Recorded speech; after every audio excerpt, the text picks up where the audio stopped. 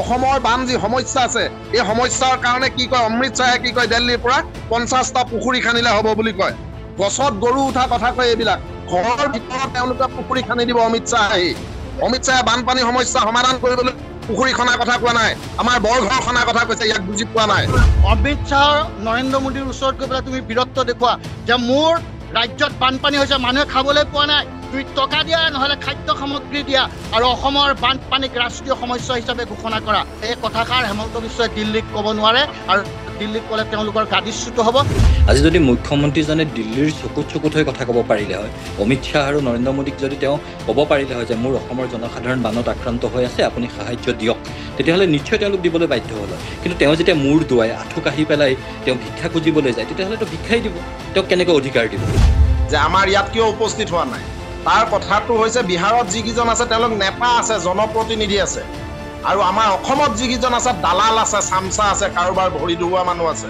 তেওঁলোক জনপ্ৰতিনিধি নহয় তেওঁলোকে ভাও ধৰি আছে জনপ্ৰতিনিধিৰ এটা ভাও ধৰিছে দামী কাপোৰ দুযোৰ পিন্ধি এওঁলোক হৈছে একোটা নীলা শিয়াল আমাৰ অসমীয়া সৰ্বসাধাৰণ জনসাধাৰণৰ মাজত বাঘৰ ভাও দিয়ে সিংহৰ ভাও দিয়ে কিন্তু দিল্লীলৈ গ'লেই তেওঁলোকৰ গোটেই ভাওটো ওলাই পৰে যে তেওঁলোক একোটা প্ৰকৃততে নীলা শিয়াল যেতিয়া ইলেকশ্যন হয় তেতিয়া কিন্তু বিজেপিৰ সকলো বাগা নেতা অসমলৈ আহে তেতিয়া ফ্লাইটে আহে পাৰ্চনেল এয়াৰক্ৰাফ্ট লৈ পেলাই তেওঁলোক আহে কিন্তু আজি অসমৰ জনসাধাৰণ যেতিয়া জীয়াতু ভুগি আছে বিপদত আছে বানত আক্ৰান্ত হৈ আছে তেতিয়া কিন্তু তেওঁলোকৰ আহিবলৈ সময় আৰু সুবিধা তেওঁলোকে উলিয়াব পাৰে আৰু এই কথাটো স্পষ্ট কৰি দিছে যে এই চৰকাৰখনৰ অসমৰ জনসাধাৰণৰ প্ৰতি কোনো দায়বদ্ধতা নাই আৰু তাতোতকৈ লাজ লগা বিষয় হৈছে আমাৰ অসমৰ যিসকল সাংসদ গৈ দিল্লীত আছেগে আমাৰ টকা পইচা লৈ তাত থাকেগে কিন্তু দিল্লীত গৈ তেওঁলোকে চিঞৰিব নোৱাৰে তেওঁলোকে টেবুল ঢকিয়াই ক'ব নোৱাৰে আমাৰ সমস্যাটোক ৰাষ্ট্ৰীয় সমস্যা কৰক বুলি জ্বলন্ত উদাহৰণ আপোনাৰ যোৱাকালি গম পাইছে যে হাতীমূৰা বান্ধ ছিঙি গৈছে হাতীমূৰা বান্ধটো তেওঁলোকে কিমান কোটি টকা খৰচ কৰি পেলাই হাতীমূৰা বান্ধ বনালে আজি হাতীমূৰা বান্ধ ছিঙি যোৱাৰ ফলত আজি কলিয়াবৰ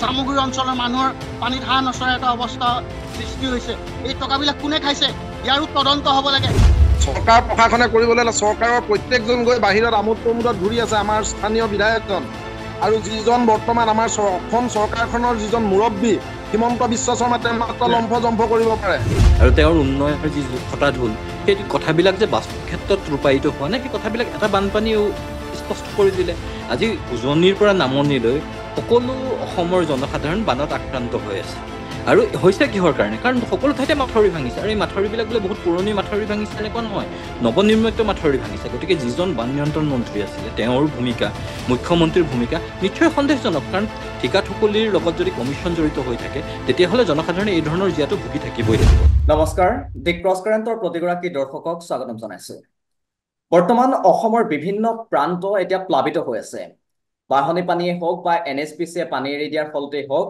বিভিন্ন কাৰণত এতিয়া অসমৰ 28খনকৈ জিলা প্লাবিত হৈ আছে বহু হাজাৰ পৰিয়াল এই বানপানীত ক্ষতিগ্ৰস্ত হৈছে এই সময়ত জনসাধাৰণে বিচাৰিছে যে তেওঁলোকে নিৰ্বাচন কৰি পঠিওৱা জনপ্ৰতিনিধিজন তেওঁলোকৰ সুখ দুখৰ বুজ ল'বৰ বাবে এই দুখৰ সময়ছোৱাত তেওঁলোকৰ সমভাগী হওক তেওঁলোকৰ কাষত থাকক আৰু তেওঁলোকৰ সমস্যাসমূহ সমাধান কৰিবৰ বাবে তেওঁলোকে নিৰ্বাচন কৰি পঠিওৱা জনপ্ৰতিনিধিয়ে ব্যৱস্থা গ্ৰহণ কৰক কিন্তু এই সময়ত বিজেপি দলৰ এগৰাকী নেতা এগৰাকী বিধায়কৰ কথা আমি আজি আলোচনা কৰিবলৈ আগবাঢ়িছো যিগৰাকী বিধায়ক বৰ্তমান সেইসকল জনতাৰ কাষত উপস্থিত থকা নাই যিসকল জনতাই তেখেতক নিৰ্বাচন কৰি পঠিয়াইছিল তেখেত বৰ্তমান উপস্থিত আছে বিদেশত বহিৰাষ্ট্ৰত তেখেতে পুত্ৰৰ উপনয়নৰ বাবে উপস্থিত আছে প্ৰমোদ ভৱনত এক প্ৰকাৰ প্ৰমোদ ভ্ৰমণত তেওঁ বৰ্তমান উপস্থিত আছে গৈ থাইলেণ্ডত আৰু এই সম্পৰ্কত আজি আমি আলোচনা কৰিম আমাৰ সৈতে আজি উপস্থিত আছে ৰাইজৰ দলৰ সাধাৰণ সম্পাদক গিৰিশংকৰ গোস্বামী আমাৰ সৈতে উপস্থিত আছে কৃষক মুক্তি সংগ্ৰাম সমিতিৰ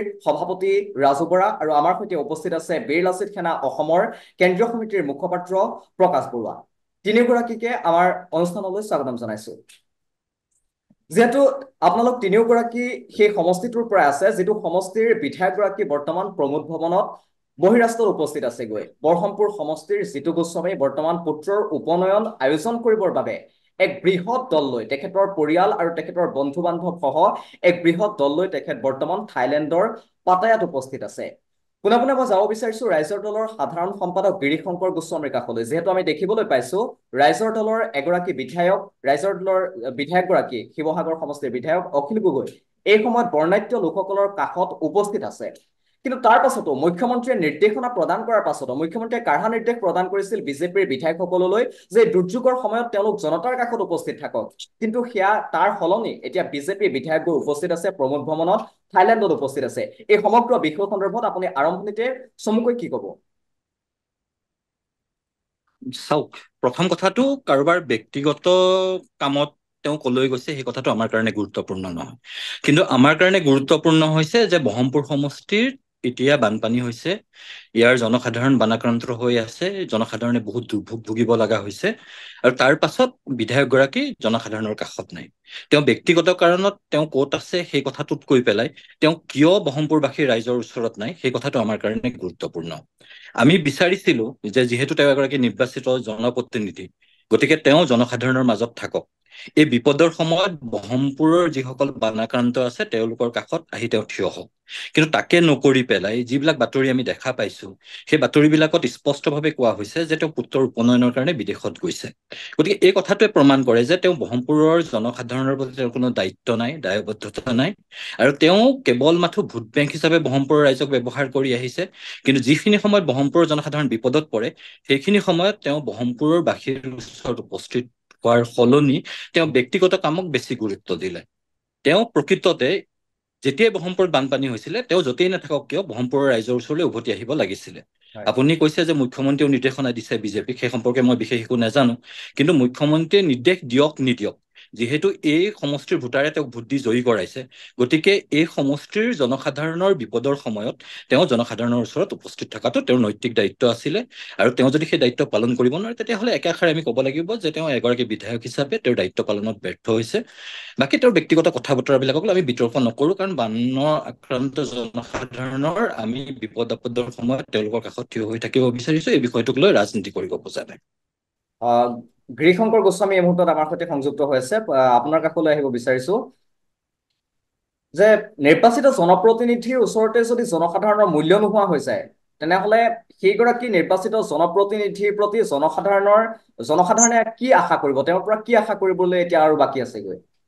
জনসাধাৰণে তেওঁৰ পৰা একো আশা নকৰে, আৰু নকৰে কাৰণে এই কথাটো প্ৰমাণিত হবলৈ গৈ আছে যে জনসাধাৰণৰ মাজত ক্ষোভ আৰু অসন্তুষ্টি আছে। আৰু তেওঁ যদি জনসাধাৰণৰ স্বাৰ্থ ৰক্ষা কৰিব নোৱাৰে তেতিয়াহ'লে তেওঁৰ প্ৰতি ক্ষোভ অসন্তুষ্টি স্বাভাৱিক। এতিয়া কথা হৈছে যে কামপুৰত বা বহৰমপুৰত বানপানী কিয় হৈছে? বানপানী এই কাৰণেই হৈছে যে যিখিনি সময়ত ইয়াত মাথাউৰিবিলাক নিৰ্মাণ কৰিব লগা আছিলে সেইখিনি সময়ত চৰকাৰে সেই মাথাউৰিবিলাক নিৰ্মাণত গুৰুত্বপূৰ্ণ ভূমিকা নললে। বাৰিষাৰ সময়ত মাথাউৰি নিৰ্মাণ কৰি দেখুৱালে বানপানী ৰোধ কৰাটো সম্ভৱ নহয়, প্ৰথম কথা। দ্বিতীয় কথা, এই যে কামবিলাক কৰিছে মাথাউৰিৰ, এই কামবিলাক অতি নিম্ন মানদণ্ডৰ হৈছে, আৰু কামবিলাক শাসক পক্ষৰ নেতা পালি নেতাসকলেই কৰিছে। এতিয়া কোনে কৰিছে তেওঁলোকৰ ঠিকাদাৰৰ তালিকাখন উলিয়াই ললে এই কথাটো স্পষ্ট হৈ পৰিব যে এই বহৰমপুৰবাসী আজি বানত আক্ৰান্ত হৈ থকাৰ কাৰণে জগৰীয়া কোন।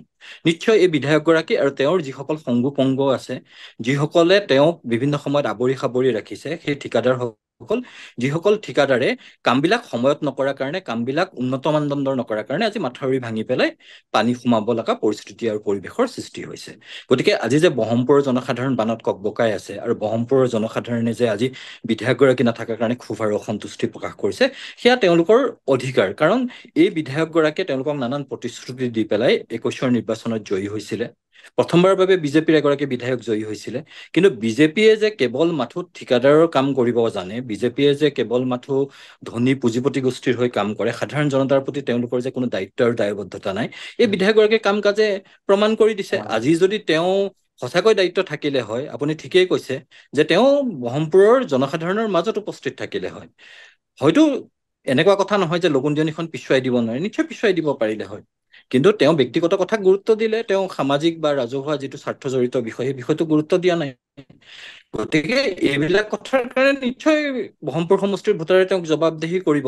কিন্তু এতিয়া প্ৰথম কথাটো হৈছে যে চৰকাৰে বহৰমপুৰবাসীৰ বান সমস্যাটো সমাধান কৰিবৰ কাৰণে গুৰুত্বপূৰ্ণ ভূমিকা লোৱা উচিত। এই যে মাথাউৰিবিলাক নিৰ্মাণ সময়ত হৈ নুঠিলে তাৰ কাৰণে কোন জগৰীয়া, কোন ঠিকাদাৰ জগৰীয়া, কোন বিষয় জগৰীয়া, তেওঁলোকৰ বিৰুদ্ধে কঠোৰ শাস্তিমূলক ব্যৱস্থা লোৱা উচিত। কাৰণ প্ৰতি বছৰে বানপানী আহিব আৰু প্ৰতি বছৰে 2-3টা বানত ব্ৰহ্মপুৰৰ জনসাধাৰণ বানাক্ৰান্ত হৈ পেলাই ত্ৰাহি মধুসূদন দেখুৱাব, সেইটোতো হ'ব নোৱাৰে। গতিকে কোনোবাটোতো জবাবদেহি হ'ব লাগিব। গতিকে মুখ্যমন্ত্ৰীয়ে হওক বা বান নিয়ন্ত্ৰণ মন্ত্ৰীয়ে হওক বা স্থানীয় বিধায়কেই হওক, তেওঁলোকক জবাবদেহি কৰা হ'ব আৰু ৰাইজৰ দলে নিশ্চয় তেওঁলোকক জবাবদেহি কৰি আহিছে আৰু ভৱিষ্যতলৈও কৰি যাব। আপোনালোকে চাওক, অখিল গগৈ শিৱসাগৰৰ বিধায়ক হৈ আছে। তেওঁ শিৱসাগৰত বানাক্ৰান্তৰ মাজত নিজে নাৱত উঠি পেলাই জনসাধাৰণক যি পাৰে সহায় কৰিবৰ কাৰণে উঠি পৰি লাগিছে। কিন্তু ব্ৰহ্মপুৰৰ বিধায়কগৰাকীয়ে বিদেশত আছে বুলি পেলাই আমি শুনিছো, আৰু তেওঁৰ যিসকল পালি পহৰীয়া ইয়াত আছে, তেওঁলোকে সেই কথাটোক ভাল কাম বুলি পেলাই প্ৰমাণিত কৰিবৰ কাৰণে সামাজিক মাধ্যমত লেখা মেলা কৰা বা সাংবাদিকৰ বিৰুদ্ধে লেখা মেলা কৰা আমাৰ দৃষ্টিগোচৰ হৈছে। প্ৰথম কথা হৈছে যে বিধায়কগৰাকীয়ে যদি ভুল কৰিছে, সেই ভুলৰ কাৰণে তেওঁ অনুতপ্ত হোৱা উচিত। তেওঁ ব্ৰহ্মপুৰৰ ৰাইজৰ ওচৰত ক্ষমা খোজা উচিত আৰু তেওঁ নিজৰ দায়িত্ব পালন কৰিবৰ কাৰণে তেওঁ য'তেই নাথাকক কিয় তেওঁ আহি পেলাই ব্ৰহ্মপুৰৰ বানাক্ৰান্তৰ ওচৰত উপস্থিত হোৱা উচিত। অন্ততঃ আমি ৰাইজৰ দলৰ পৰা সেইটোৱে বিচাৰো। নিশ্চয় ৰাজু বৰা এই মুহূৰ্তত আমাৰ সৈতে সংযুক্ত হৈছে। ৰাজু বৰাৰ পাছতে আমি পুনৰবাৰ উভতি আহিম প্ৰকাশ বৰুৱাৰ ওচৰলৈ। ৰাজু বৰা ডাঙৰীয়া, যিহেতু দেখিবলৈ পোৱা গৈছে যে এই বিজেপি চৰকাৰখনে দুৰ্নীতিৰ প্ৰতি শূন্য সহনশীলতাৰ শ্লোগান দিয়ে, কিন্তু কিছু সময় পূৰ্বে আমাক জনাইছে গিৰিশংকৰ গোস্বামী, ৰাইজৰ দলৰ সাধাৰণ সম্পাদক, তেখেতে জনাইছে যে যিসমূহ মথাউৰি বানপানী প্ৰতিৰোধ কৰিবৰ বাবে যিসমূহ মথাউৰি নিৰ্মাণ কৰা হৈছে, এই মথাউৰিসমূহৰ কাম অতি নিম্নমানৰ হৈছে, মথাউৰিসমূহ উপযুক্ত সময়ত হৈ নুঠিল। গতিকে আপুনি কৃষক মুক্তি সংগ্ৰাম সমিতিৰ হৈ আপুনি যিহেতু সেই অঞ্চলত কাম কৰি আছে, আপুনি দেখিছে যে এই মথাউৰিসমূহ নিৰ্মাণ কৰাৰ ক্ষেত্ৰত কিবা গাফিলতি হৈছিল নেকি, বা এই মথাউৰিসমূহ নিৰ্মাণ কৰাৰ ক্ষেত্ৰত কোনোবা দুৰ্নীতি হৈছিল নেকি, বা চৰকাৰ নিজৰে আছে, বিজেপিৰে চৰকাৰ, বিজেপিৰে বিধায়ক, আৰু তাৰ পাছতো সময়মতে এই মথাউৰিসমূহ নিৰ্মাণ কৰি বান প্ৰতিৰোধ কৰিব নোৱাৰাৰ আঁৰৰ কি কাৰণ বুলি আপুনি ভাবে? চাওক, এই মাথাউৰিবিলাক আচলতে মাথাউৰি যি সময়ত নিৰ্মাণ কৰিব লাগে, খৰালি কালত নিৰ্মাণ কৰিব লাগে, তেওঁলোকে খৰালি নিৰ্মাণ নকৰি পেলাই এতিয়া তেওঁলোকে যেতিয়া বানপানীটো আহে তেতিয়া বালিৰ বস্তাত কিছুমান বালি ভৰাই পেলাই তেওঁলোকে মানে প্ৰতিৰোধ কৰিবলৈ বিচাৰে। আচলতে এনেদৰে নহয়। আৰু যিবিলাক ঠিকাদাৰক দি পেলাই কাম কৰে, সেইবিলাক কোনো ঠিকাদাৰ নহয়, এইবিলাক তেওঁলোকৰ বহতীয়া চামচা, আৰু সেই চামচাক দি পেলাই তেওঁলোকে কাম কৰে। গতিকে তেনেকুৱা এটা অৱস্থা হৈছে। আৰু ইয়াত বিশেষকে চৰকাৰী নেতা, পালি নেতা জড়িত যদিও ইয়াত চৰকাৰীভাৱে যিবিলাক বিষয়া আছে, সেই বিভাগৰ ইঞ্জিনিয়াৰ সকলো ইয়াত জড়িত হৈ পেলাই তেওঁলোকে এটা শকত অংকৰ মুনাফা লুটাৰ এটা তেওঁলোকে চক্ৰান্ত চলায়, যাৰ কাৰণে ইয়াৰ ভুক্তভোগী ৰাইজ হ'বলগীয়া হৈছে। প্ৰতি বছৰে বানপানীয়ে এই অঞ্চলটোত একে হাবুডাবু খুৱাইছে মানুহক। এতিয়ালৈকে ব্ৰহ্মপুৰ সমষ্টি, কামপুৰ ৰাজহ চক্ৰ, যমুনামুখ ৰাজহ চক্ৰ আৰু ৰহা ৰাজহ চক্ৰত এইটো 3 নম্বৰৰ বানপানী।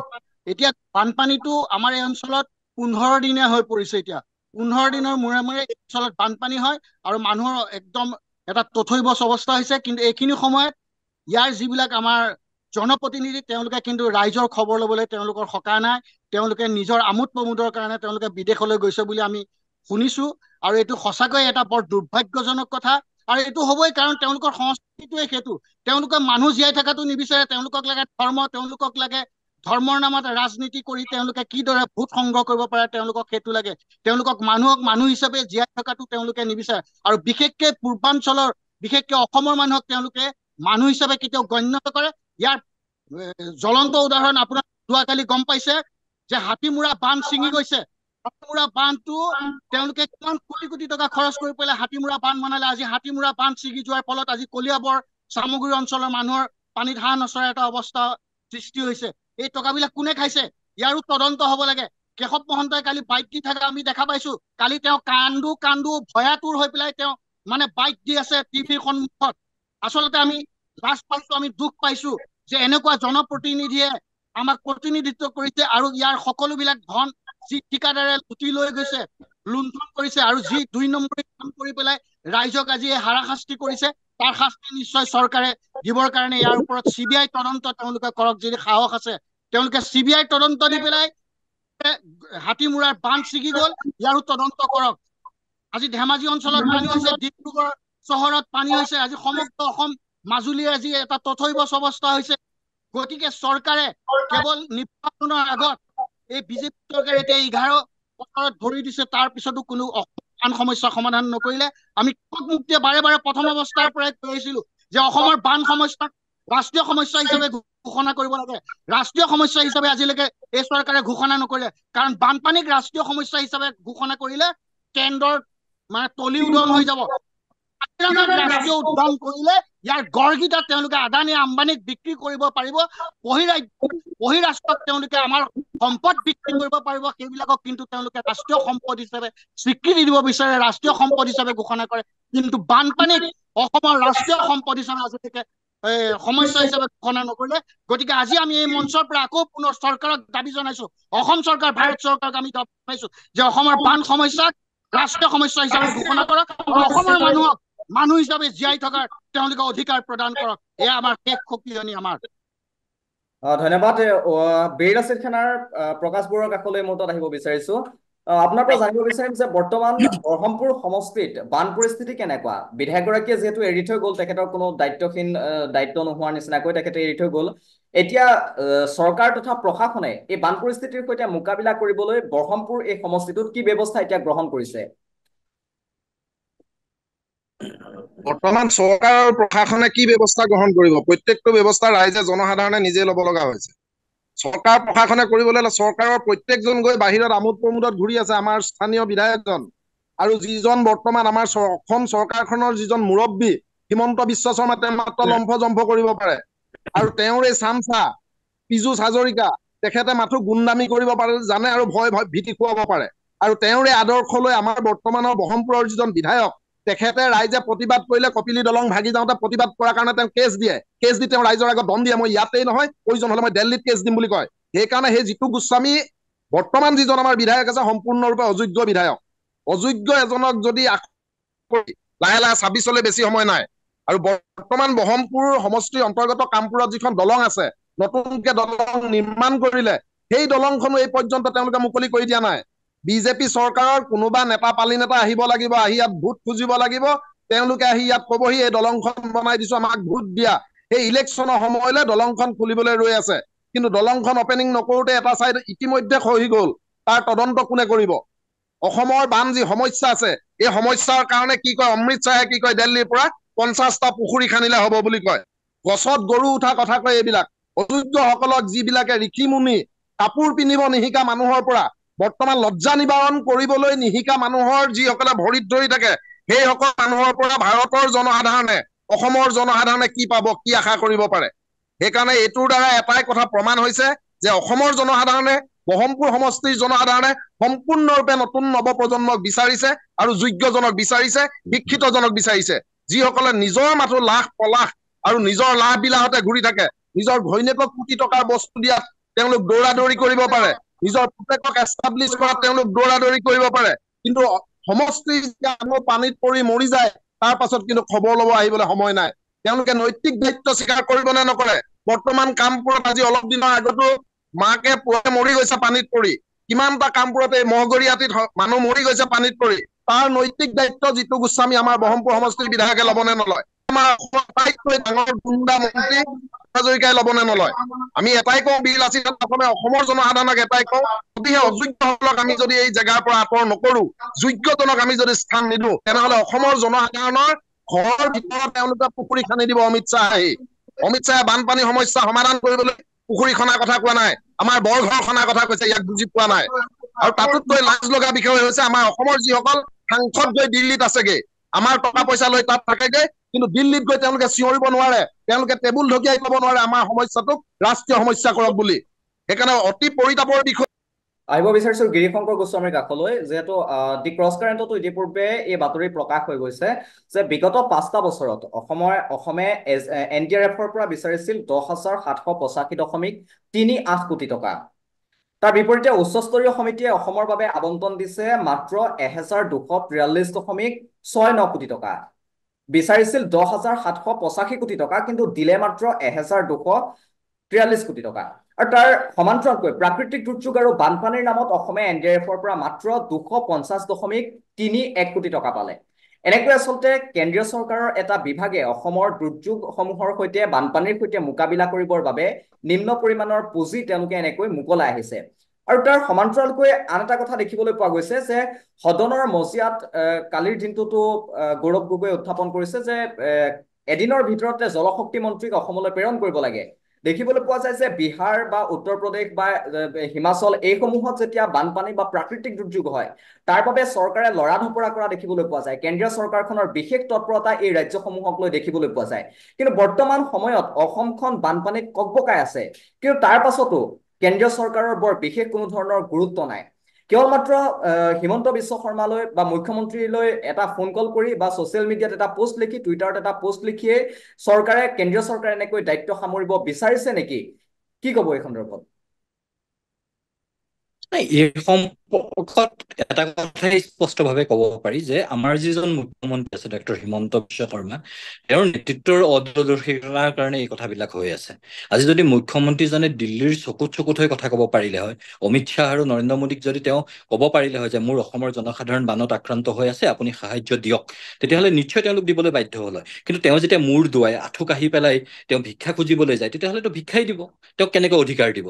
গতিকে অসমৰ মুখ্যমন্ত্ৰীজনৰ অযোগ্যতা আৰু অমান্যতাৰ কাৰণে আজি অধিকাৰৰ সলনি কেন্দ্ৰীয় চৰকাৰে আমাক ভিক্ষা দিবলৈ বিচাৰিছে, আৰু সেইকাৰণে যিমানখিনি বিচাৰিছে তাৰ 10% মান তেওঁলোকক দিব বিচাৰিছে।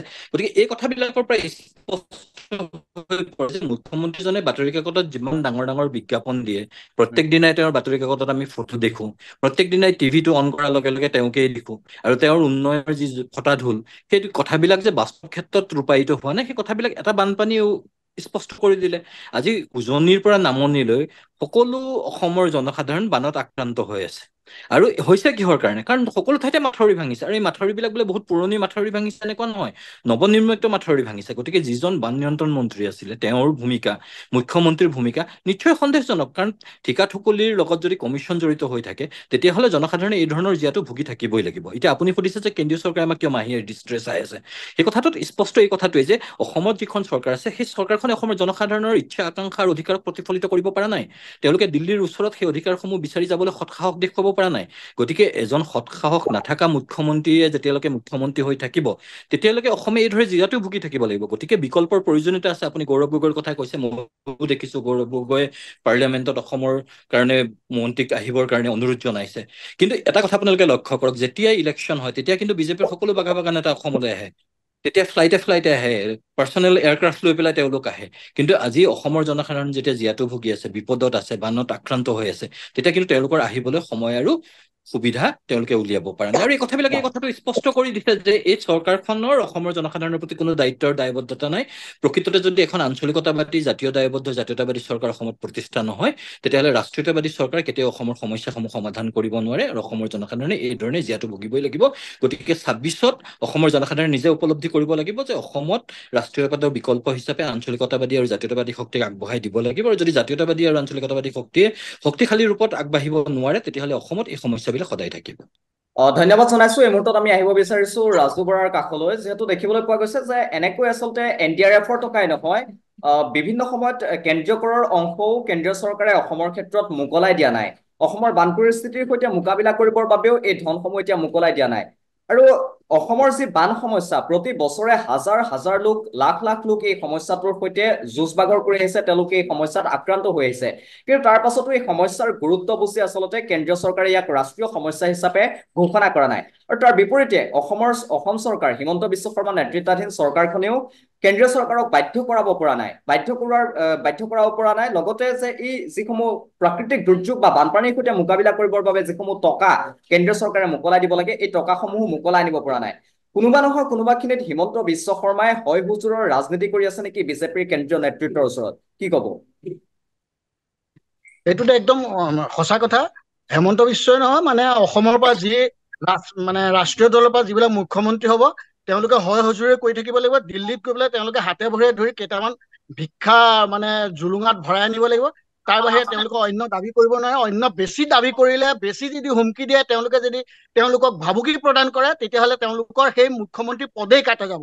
গতিকে যেনে তেনে নিজৰ পদটো বচাই ৰখাৰ তেওঁলোকে এটা কৌশল কৰি পেলাই চলি থাকে। ইয়াত মানুহৰ কি হৈছে, মানুহ কেনেকে জীয়াই থাকিব, সেইটো তেওঁলোকৰ বিচাৰ্য বিষয় নহয়। তেওঁলোকৰ বিষয় হ'ল কেনেকে গাড়ীখন ৰক্ষা কৰিব লাগে, তেওঁলোকৰ পৰিয়াল কেনেকে সচ্ছল হ'ব লাগে, তেওঁলোকৰ আত্মীয় কুটুম কেনেকে সচ্ছল হ'ব লাগে, সাধাৰণ নাগৰিকে বানপানীত ডুবি থাকক, প্ৰাকৃতিক দুৰ্যোগত ধ্বংস হৈ যাওক, এইটো তেওঁলোকৰ কোনো আহে নাযায়। গতিকে আমি হেমন্ত বিশ্ব শৰ্মাক আমি দাবী জনাইছো যে ইয়াত বোল্ডেজাৰেৰে সাধাৰণ দুখীয়া মানুহৰ ঘৰ ভাঙি বীৰত্ব দেখুৱাই লাভ নাই।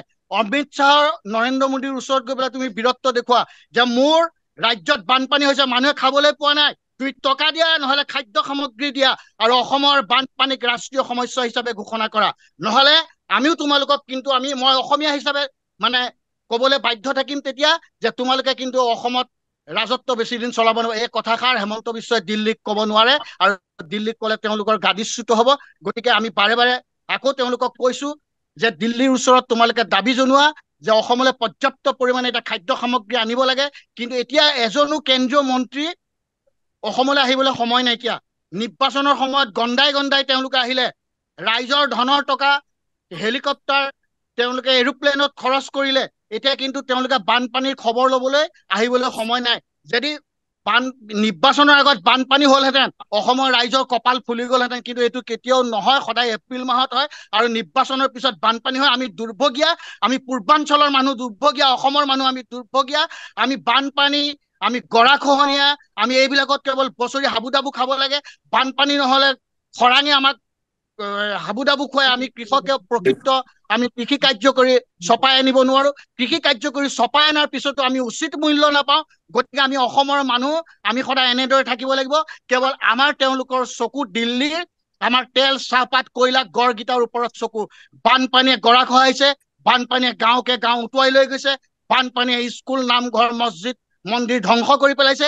এইবিলাক চৰকাৰৰ আহে নাযায়। তেওঁলোকৰ কেৱল অসমৰ সম্পদ কেনেদৰে মাটিৰ তলেদি ৰেলেৰে তেওঁলোকে কঢ়িয়াই থাকিব পাৰে, এই কৌশল তেওঁলোকৰ চলি থাকিলেই, এই যন্ত্ৰটো চলি থাকিব পাৰিলেই দিল্লী চলি থাকিব আৰু অসমৰ মানুহ যিদৰে জীয়াই থাকে জীয়াই থাকক, এইটো দিল্লীৰ আহে নাযায়। গতিকে হেমন্ত বিশ্বক আমি শেষবাৰৰ কাৰণে আকৌ কৃষক মুক্তিৰ তৰফৰ পৰা আমি সকীয়াই দিছো যে দিল্লীক গৈ পেলাই আঁঠুকাঢ়ি নহয়, বুঢ়া আঙুলি দেখুৱাই তৰ্জনী আঙুলিৰে গৰ্জন কৰা যে অসমৰ মানুহে এতিয়া বানপানীত হাবুডাবু খাই আছে, অসমৰ মানুহে খাবলৈ পোৱা নাই, অসমত প্ৰতিদিনে মানুহৰ মৃত্যু সাৱটি ল'বলগীয়া হৈছে বানপানীত। গতিকে বানপানীৰ এতিয়া বৰ্তমান মোকাবিলা কৰি চৰকাৰে পৰ্যাপ্ত পৰিমাণে খাদ্য সামগ্ৰীকে আদি কৰি আৰু ভাঙি যোৱা ছিঙি যোৱা মাথাউৰি পুনৰ নিৰ্মাণৰ কাৰণে তোমালোকে আমাক টকা দিয়া, নহলে আমিও তোমালোকক দিল্লী, তোমালোকে একে চৰকাৰ হলেও আমি তোমালোকক কিন্তু শান্তিত থাকিবলৈ নিদিম। এই কথা যদি ক'ব পাৰে হেমন্ত বিশ্বই, আমি সকলোৱে হেমন্ত বিশ্বৰ লগত থাকিম। কিন্তু কাৰণ এই কথা তেওঁলোকে ক'ব নোৱাৰে, তেওঁলোক বহতীয়া, তেওঁলোক চামচা। গতিকে আমি বাৰে বাৰে কওঁ যে তেওঁ দিল্লীত গৈ পেলাই তেওঁলোকে তৰ্জনী আঙুলিৰে গৰ্জন কৰি অসমৰ জনগণক জীয়াই থকাৰ তেওঁলোকে সাহস দেখুৱাওক। একেবাৰে শেষৰটো মন্তব্য ল'ব বিচাৰিছো বিলাসিত সেনাৰ কেন্দ্ৰীয় মুখপাত্ৰ প্ৰকাশ বৰুৱাৰ পৰা। আজি যদি অসমৰ এই বান পৰিস্থিতি যদি বিহাৰত হ'লহেঁতেন, অসমৰ এই বান পৰিস্থিতি যদি আজি হিমাচল প্ৰদেশত হ'লহেঁতেন, তেনেহ'লে কিন্তু কেন্দ্ৰীয় বিজেপি নেতাৰ, কেন্দ্ৰীয় মন্ত্ৰীৰ কিন্তু তৎপৰতাৰ সীমা সংখ্যা নোহোৱা হ'লহেঁতেন। কিন্তু অসমৰ ক্ষেত্ৰত এয়া দেখিবলৈ পোৱা নাই। আৰু অসমৰ আনকি এই পৰিস্থিতিও এতিয়া দেখিবলৈ পোৱা গৈছে, যিটো বিষয়ে আমি আলোচনা কৰি আছো, বিজেপিৰ বিধায়কে, খুদ অসমৰ বিজেপিৰ বিধায়কে এতিয়া অসমৰ বানপানীৰ সমস্যাক, সমষ্টিবাসীৰ সমস্যাক আওকাণ কৰি এতিয়া প্ৰমোদ ভ্ৰমণত ব্যস্ত হৈছে। একেবাৰে শেষৰ মন্তব্য কি ক'ব? সৰ্বপ্ৰথমে এটা কথা ক'ব বিচাৰো যে আপুনি যিটো প্ৰশ্ন সুধিছিল যে বিহাৰত বা হিমাচলত হোৱা হলে যেনেধৰণে প্ৰত্যেকজন কেন্দ্ৰীয় মন্ত্ৰী তাত উপস্থিত হ'লহেঁতেন, যে আমাৰ ইয়াত কিয় উপস্থিত হোৱা নাই, তাৰ কথাটো হৈছে বিহাৰত যিকেইজন আছে তেওঁলোক নেতা আছে, জনপ্ৰতিনিধি আছে, আৰু আমাৰ অসমত যিকেইজন আছে দালাল আছে, চামচা আছে, কাৰোবাৰ ভৰি ধুওৱা মানুহ আছে, তেওঁলোক জনপ্ৰতিনিধি নহয়। তেওঁলোকে ভাও ধৰি আছে, জনপ্ৰতিনিধি এটা ভাও ধৰিছে দামী কাপোৰ দুযোৰ পিন্ধি। এওঁলোক হৈছে একোটা নীলা শিয়াল। অসমৰ জনসাধাৰণে ইতিমধ্যে গম পাইছে যে এওঁলোক একোটা নীলা শিয়াল, আৰু এই নীলা শিয়ালৰ বেগ ধৰি আমাৰ মাজত, আমাৰ অসমীয়া সৰ্বসাধাৰণ জনসাধাৰণৰ মাজত বাঘৰ ভাও দিয়ে, সিংহৰ ভাও দিয়ে। কিন্তু দিল্লীলৈ গ'লেই তেওঁলোকৰ গোটেই ভাওটো ওলাই পৰে যে তেওঁলোক একোটা প্ৰকৃততে নীলা শিয়াল। সেয়েহে তেওঁলোকে কোনো বস্তু আজুৰি আনিব নোৱাৰে। তেওঁলোক নিজেই দুৰ্নীতিত লুটিপুটিকে গৈ আছে, আৰু তেওঁলোকে চকুত হৈ কথা ক'ব পৰা সাহস নাই, কলিজা নাই। কিয়নো যদি চাই তেওঁলোকক এটা ধমকিত হিমন্ত বিশ্ব শৰ্মা বহি থাকিব লাগিব অমিত শ্বাহৰ কথা। হাওড়া কেলেংকাৰী খুলি দিম বুলি ক'লে ফাইল অমিত শ্বাহ বহি যাব। এটা কথা আপোনালোকে অলপ দিনৰ আগত দেখিছে, অসমৰ আটাইতকৈ ডাঙৰ গুণ্ডা মন্ত্ৰী পীযুষ হাজৰিকাই এটা ধমকি দিছিলে, কিন্তু সেই গুণ্ডা মন্ত্ৰীতকৈ ফাঁচী বজাৰত থকা বহিৰাগত গুণ্ডা বেছি ডাঙৰ গুণ্ডা, সেইটো প্ৰমাণ হ'ল। দিল্লীত গৈ যে একো ক'ব নোৱাৰে, এইটো এটা চিৰন্তন সত্য কথা। আৰু আপুনি সোধা পাছৰ প্ৰশ্নটোৰ উত্তৰ দিছো। যিটো কথা আপুনি কৈছে যে বৰ্তমান আমাৰ জনপ্ৰতিনিধি বানপানীৰ সময়ত আমাৰ ইয়াত নাই, বাহিৰত বিদেশত প্ৰমোদ ভ্ৰমণত ব্যস্ত। তেওঁ থকাত আমি আচৰিত হোৱা নাই, কিয়নো বৰ্তমান 3 বছৰ হৈ গ'ল এই 3 বছৰত আমাৰ বহৰমপুৰ সমষ্টিৰ যিজন জনপ্ৰতিনিধি, এই জনপ্ৰতিনিধিজন কিন্তু সম্পূৰ্ণ বহৰমপুৰ সমষ্টিৰ ৰাইজৰ জনপ্ৰতিনিধি নহয়। এখেত হৈছে মাত্ৰ 4-5 জন মানুহৰ জনপ্ৰতিনিধি। তেওঁ পৰিচালনা কৰি থাকে মাত্ৰ 4-5 জন মানুহে। প্ৰয়োজন হলে তেওঁলোকৰ নামো মই প্ৰকাশ কৰি দিব পাৰিম, তেওঁলোকৰ নামো আপোনালোকৰ আগত অসমৰ ৰাইজৰ আগত উন্মোচন কৰি দিম। তেওঁ যদি কেতিয়াবা আহে বহৰমপুৰ সমষ্টিলে, তেওঁ মাত্ৰ কাৰোবাৰ দোকান উদ্ঘাটন কৰিবলৈ আহে। তেওঁ যদি বহৰমপুৰ সমষ্টিলে ক'ৰবাত আহে, কাৰোবাৰ বাৰ্থডে খাবলৈ আহে, ক'ৰবাত কিবা এটা উন্মোচন কৰিবলৈ আহিব, গামোচা এখন ল'ব আহিব, তাৰ বাহিৰে তেওঁ জনসাধাৰণৰ যেতিয়া দুখ দুৰ্দশা হ'ব তেতিয়া তেওঁ আহিব নোৱাৰে। কিয়নো তেওঁ বানপানীৰ সময়ত যদি তেওঁ আহে, তেওঁৰ জোতাত বোকা লাগিব, তেওঁৰ কাপোৰত বোকা লাগিব, বোকা পানী লাগিব, গোন্ধ ওলাই যাব, সেইকাৰণে তেওঁ নাহে। যিহেতু আমি জানিছো তেওঁ বহুত ব্ৰেণ্ডেড ডাঙৰ ডাঙৰ কাপোৰ কিনে, কিয়নো তেওঁ আমি আজি ইলেকশ্যন খেলাৰ আগতে বা ইলেকশ্যন খেলাৰ সময়তে আমি পাইছিলো, আগৰবাৰ তেওঁ সামগ্ৰী খেলোতে আমি পাইছিলো, পেপাৰে পত্ৰে নিউজতো পাইছিলো, বেংকৰ পৰা তেওঁ বহুত কোটি কোটি টকা ল'ব পাৰে। তেওঁক চৰকাৰে বেংকে বহুত কোটি কোটি টকা দি থৈছে, সেয়া টকাই তেওঁ দামী যি বিলাসী জীৱন যাপন কৰি আছে, তেওঁ কেনেদৰে লগাব ভৰিত বোকা তেওঁ কেনেদৰে লগাব? আৰু সেয়েহে আমি কওঁ, বহৰমপুৰবাসীয়ে নহয় সমগ্ৰ অসমবাসীয়ে আহি থকা নিৰ্বাচনত আপোনালোকে গম পাব বিজেপিক বিদায় দিব। আৰু বহৰমপুৰ সমষ্টিত আপোনাক আজি বীৰ লাচিত সেনা অসমৰ তৰফৰ পৰা কলো, বহৰমপুৰ সমষ্টিটো হৈছে জাতীয়তাবাদৰ সমষ্টি। ইয়াত কুখ্যাত কুলাংগাৰ কিছুমান আহি জাতীয়তাবাদক হেয় প্ৰতিপন্ন কৰিলে, কিন্তু তাক পুনৰ ঘূৰি আহিব। বহৰমপুৰ সমষ্টিৰ নৱপ্ৰজন্মই ঘূৰাই আনিব এই জাতীয়তাবাদৰ ধ্বজা। 26ৰ পিছত জিতু গোস্বামীক আপোনালোকে দেখা নাপায় এই বহৰমপুৰত। আৰু এটা কথা আপুনি চাওক, যিমানবাৰ বানপানী হৈছে, যিমানবাৰ কামপুৰত বানপানী আহি আমাৰ ৰাইজক ধ্বংস কৰিছে, সৰ্বসাধাৰণ জনসাধাৰণৰ ঘৰ দুৱাৰ ভাগি শেষ হৈ যায়, গৰু ম'হ মৰি যায়, ভঁৰালৰ ধান শেষ হৈ যায়, কিন্তু ঠিকাদাৰকেইটাই নতুন নতুন মাটি কিনে, ঠিকাদাৰকেইটাই নতুন নতুন গাড়ী লয়, আৰু এই আমাৰ বিধায়কৰ চামচাকিজনে কিন্তু নতুন নতুন ঘৰ বনায়। এইটোৱে হৈ আছে প্ৰত্যেকবাৰে। আৰু এই বানপানীটো আমাৰ সৰ্বসাধাৰণ মানুহৰ বাবে, বহৰমপুৰবাসী ৰাইজৰ বাবে যদিও অভিশাপ, কিন্তু এই চামচাকিজনৰ কাৰণে কিন্তু আশীৰ্বাদ, আৰু এই ঠিকাদাৰ কেইজনৰ কাৰণে আশীৰ্বাদ, আৰু এই যিকেইজনে কমিশ্যন লয়, যিকেইজন আমাৰ চৰকাৰী বিষয়া আছে, যিকেইজন শাসনৰ গাদীত থকা মানুহ আছে, তেওঁলোকৰ বাবে কিন্তু আশীৰ্বাদ। এই বানপানী হল, আমাৰ ইয়াত মথাউৰি ভাঙিলে, ভঙাৰ পৰিণাম স্বৰূপে তেওঁলোকে ইতিমধ্যে চাগে তেওঁলোকে বাজেট বনালে, কোলালীয়েকক কি দিব, ভায়েকক কি দিব, শহুৰেকক কি দিব, এইবাৰ নেক্সট ক'ত বিয়া পাতিবগৈ গৈ তেওঁলোকে ইতিমধ্যে বাজেট বনালে, কিন্তু আমাৰ জনসাধাৰণ মৰি গৈছে। গোটেই বিষয়টো যদি তদন্ত কৰে, কামপুৰ সমষ্টিৰ যি বহৰমপুৰ সমষ্টিৰ কামপুৰ এলেকাত চাংচুকী, মেধিগাঁও, দেউৰী গাঁও, পটিয়াপাম, কামপুৰ, বুঢ়াপটীয়া গাঁও, টকৌডুবি, আপুনি গোটেইখিনি যদি আপুনি তদন্ত কৰিবলৈ যায়, তেনেহলে গোটেই বিষয়টো ওলাই পৰিব, কিমান টকা এলট হল, কিমান টকাৰ কাম হল, আৰু বৰ্তমান কিমান টকা তেওঁলোকে উলিয়াই লৈ গল। 50% কাম নকৰাকে তেওঁলোকে 80%ৰ ওপৰত পইচা উলিয়াই লৈ গল। ইয়াৰ তদন্ত কৰিবনে? সেয়ে আমি এটাই কওঁ, বীৰ লাচিত সেনা অসমে, ইয়াৰ তদন্ত কিন্তু এদিন বীৰ লাচিত সেনা অসমে কৰিব। জনসাধাৰণক লগত লৈ এই ভণ্ড নেতাবিলাকৰ কিন্তু চৰিত্ৰ উন্মোচন কৰাম যে এইটো চিৰন্তন সত্য। নিশ্চিতভাৱে ধন্যবাদ জনাইছো। Closing remark Girishankar Goswami. জিতু গোস্বামী বৰহমপুৰৰ পৰিভ্ৰমীহে নেকি? তেখেতে আলহী ফুৰিবৰ বাবেহে, বিয়া সবাহ খাবৰ বাবেহে যায় নেকি? অভিযোগ ইতিমধ্যে উঠিছে। একদম ক্লোজিং ৰিমাৰ্ক খুব চমুকৈ। নাই, মই ব্যক্তিগতভাৱে কাকো আক্ৰমণ নকৰো, মই সেই পৰ্যায়ৰ ৰাজনীতি নকৰো, কিন্তু এইটো কথা সঁচা যে ওপৰত যিসকল আজি পেনেলত আছিলে তেওঁলোকে যিবিলাক কথা কৈছে, এই কথাবিলাক অস্বীকাৰ কৰিব নোৱাৰি। কাৰণ ময়ো দেখিছো যে বিধায়কগৰাকী কেইজনমান তেওঁৰ চামচাৰ কথা মতে চলে, 4-5 জন মানুহে তেওঁক নিয়ন্ত্ৰণ কৰে। বহৰমপুৰৰ সাধাৰণ জনসাধাৰণৰ লগত ইতিমধ্যে তেওঁৰ জনসম্পৰ্ক বিচ্ছিন্ন হৈ গৈছে, আৰু দেখা পোৱা যায় যে তেওঁৰ যিটো জনসাধাৰণৰ প্ৰতি দায়িত্ব আৰু দায়বদ্ধতা থাকিব লাগিছিল, সেই বস্তুটো নাই, আৰু নাথাকাটোৱে স্বাভাৱিক। কাৰণ তেওঁ কোনো জাতীয় আন্দোলনৰ পৰা অহা নাই, কোনোদিন জনসাধাৰণৰ কাম কাজ কৰি পোৱা নাছিলে। তেওঁ এগৰাকী ঠিকাদাৰ আছিলে, তাৰ আগতে তেওঁ বেংকৰ পৰা ঋণ লৈছিলে, গতিকে এগৰাকী বেপাৰী মানুহ, ব্যৱসায়ী মানুহ, গতিকে তেওঁ এই ধৰণৰ কামেই কৰিব। গতিকে এই কথা বতৰাবিলাকৰ পৰা মই এই কথাটোৱে ক'ব বিচাৰিছো যে আমি ভুল মানুহ এজনক বিধানসভাৰ মজিয়ালৈ পঠাইছিলো, গতিকে সেই ভুলটো আমি সলনি কৰিব লাগিব, সংশোধন কৰিব লাগিব। 2026ত তেওঁৰ বিকল্প বিচাৰিব লাগিব, আৰু যদি আমি বিকল্প বিচাৰিব নোৱাৰো, তেতিয়াহ'লে কিন্তু বহৰমপুৰৰ সমষ্টিৰ সমস্যাসমূহ এই ধৰণেই থাকিব। 2-4 জন মানুহে সেই সা সুবিধাবিলাক লাভ কৰি থাকিব, কিন্তু জনসাধাৰণৰ একো উন্নতি নহব। গতিকে জনসাধাৰণৰ কথাবিলাক উপলব্ধি কৰিব লাগিব। কেৱল প্ৰতিশ্ৰুতি প্ৰলোভনৰ মাজত বুৰ গৈ পেলাই বিভিন্ন আঁচনিৰ নামত বিজেপিক ভোট দি থাকিলে যে যিবিলাক প্ৰকৃত সমস্যা, সেই সমস্যাবিলাক সমাধান নহব, সেই কথাবিলাক তেওঁলোকে উপলব্ধি কৰিব লাগিব, আৰু উপলব্ধি কৰিব বুলি আমি আশাবাদী। কাৰণ ৰাজনীতিটো আৰু এনেকুৱা কথা নহয় যে সদায় বিজেপিয়ে জয়ী হৈ থাকিব। গতিকে আমি ভাবো যে ব্ৰহ্মপুৰ সমষ্টিৰ জনসাধাৰণ যথেষ্ট ব্ৰহ্মপুৰ সচেতন, সমষ্টিতো পৰিৱৰ্তন ৰাজনৈতিকভাৱে হৈ আছে। সচেতন।